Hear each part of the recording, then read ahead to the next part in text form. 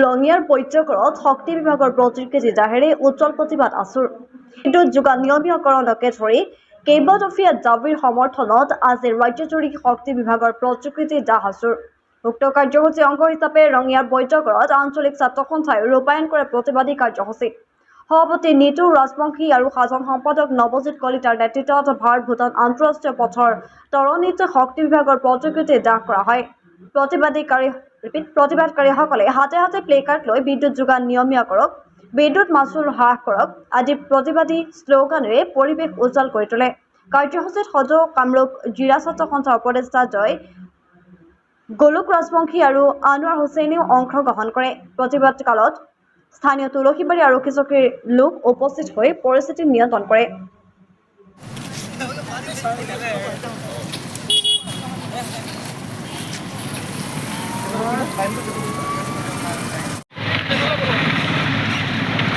সদৌ অসম ছাত্ৰ সন্থাৰ আহ্বান মৰ্মে আজি আমি বৌদ্ধকাৰ অঞ্চল ছাত্ৰ সন্থাই শক্তি বিভাগৰ প্ৰতিকৃতি দাহ কৰোঁ তেখেতসকলৰ দিনক দিনে যি বিদ্যুৎ মাচুল বৃদ্ধি কৰি যাই আছে সেই হিচাপে তেখেতসকলে জনসাধাৰণক যিখিনি পৰিমাণৰ বিদ্যুতৰ প্ৰয়োজন তেখেতসকলে দিবলৈ ব্যৰ্থ হৈ আছে আৰু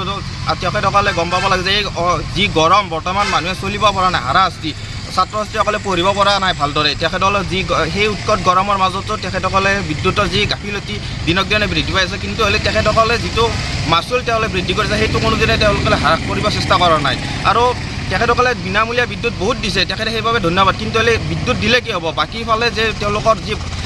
বিদ্যুতৰ পৰিমাণ দিনক দিনে কমিহে যাই আছে সাধাৰণ গছৰ পাত লৰিলে তেখেতসকলৰ বিদ্যুৎ নাইকিয়া হৈ যায় গতিকে আমি শক্তি বিভাগক সকীয়াই দিব বিচাৰিছোঁ যে কম দিনৰ ভিতৰত আমাৰ শক্তিমন্ত্ৰী মহোদয় হস্তক্ষেপ কৰিব লাগে আৰু চৰকাৰে এই ক্ষেত্ৰত হস্তক্ষেপ কৰি যাতে সোনকালে ইয়াৰ ভাল ব্যৱস্থা লয় এইখিনিয়ে কৈ আমি ছাত্ৰ সন্থাৰ ফালৰ পৰা আমি তেওঁলোকক সকীয়াই দিছোঁ